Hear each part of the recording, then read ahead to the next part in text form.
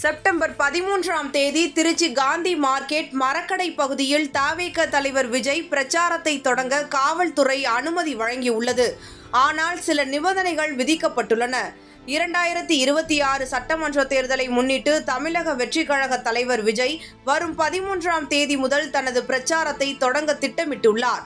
இந்நிலையில் அவர் தனது பிரச்சாரத்தை திருச்சி காந்தி மார்க்கெட் மரக்கடை பகுதியிலிருந்து தொடங்க காவல்துறை அனுமதி வழங்கியுள்ளது. ஆனால் சில நிபந்தனைகளும் விதிக்கப்பட்டுள்ளன. அது குறித்து தற்போது பார்க்கலாம். செப்டம்பர் 13ஆம் தேதியிலிருந்து டிசம்பர் 20ஆம் தேதி வரை பல்வேறு மாவட்டங்களில் பிரச்சாரம் மேற்கொள்ள விஜய் திட்டமிட்டுள்ளார்.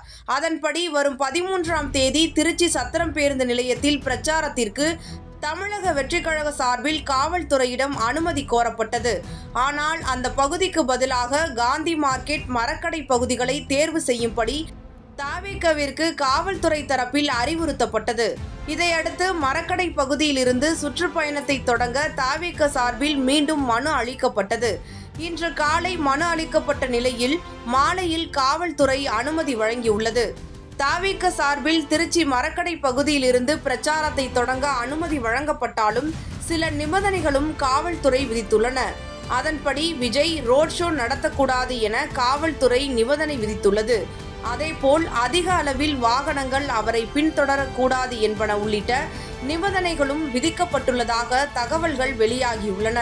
விஜயின் சுற்றுப்பயணம் வரும் 13ஆம் தேதி முதல் டிசம்பர் 20ஆம் தேதி வரை நடைபெறுகிறது. அவரது மொத்த சுற்றுப்பயணமும் சனி ஞாயிற்றுக்கிழமைகளில் மட்டுமே நடைபெறுகிறது. செப்டம்பர் 13ஆம் தேதி திருச்சி, அரியலூர், பெரம்பலூர் மாவட்டத்தில் சுற்றுப்பயணம் நடைபெறும். அதன் பிறகு வரும் 20ஆம் தேதி நாகை, திருவாரூர், மயிலாடுதுறை மாவட்டங்களில் சுற்றுப்பயணம் மேற்கொள்கிறார்.